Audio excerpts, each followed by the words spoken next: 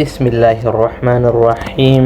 السلام عليكم ورحمة الله وبركاته. dhammaan daawadayaasheena qiimaha iyo qaayaha naga mudan ee nagala socda barteena youtube-ka ee Teacher Ukash Online Academy iyo baraheena Facebook iyo TikTok ee Teacher Ukash. mar kale waxaad ku soo dhawaataan cashirkeeni ahaa New Concept English boogista koowaad ee First Things First.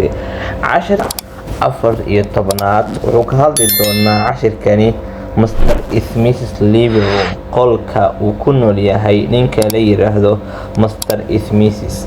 cashirkii ka horeeyay waxaynu ku soo qaadanay waxa la yiraahdo Mr. Smith's kitchen, jikada Mr. Smith's. maanta waxaan ka hadli doonaa qolka uu ku nool yahay Mr. Smith's. waxaan filayaa in cashirkii hore iyo casharadii horeba si fiican aad u soo fahanteen, cashirkeena aad si fiican u fahmi doontaan. cashirkeena aan gudaha u galno. waxaa leeyahay markaasi Mr. Smith's living room is large. qolka uu ku nool yahay ama qolka uu seexdo uu ku nool yahay ninka la yiraahdo Mr. Smith's waa mid weyn. There is waxaa markaasi yaala qolka dhexdiisa a television ayaa yaala in the room qolka dhexdiisa. There is waxaa yaala a television, waxaa yaala TV ama television ayaa yaala in the room qolka dhexdiisa. The television and TV-gu is near, wuxuu u dhow yahay ama wuxuu yaalaa meel u dhow the window, daaqada meel u dhow ayuu yaalaa.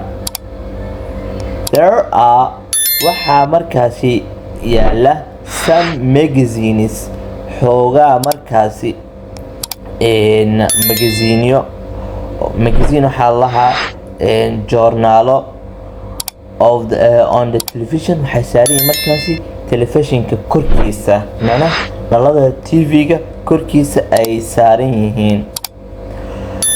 There is a table in the room, sidoo kale qolka dhexdiisa waxaa yaala miis.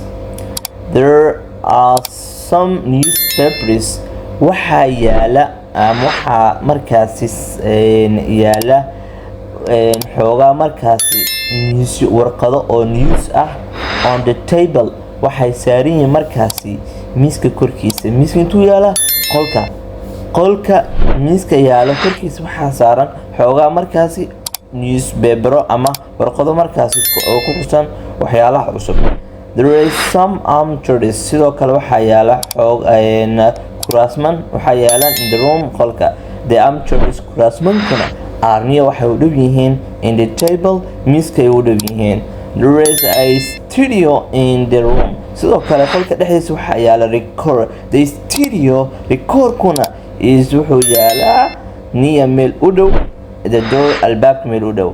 There are sidoo kale some books, buwaag waxoogaa buwaag ah ayaa markaasi on the stereo ayaa saaran recordka korkiisa.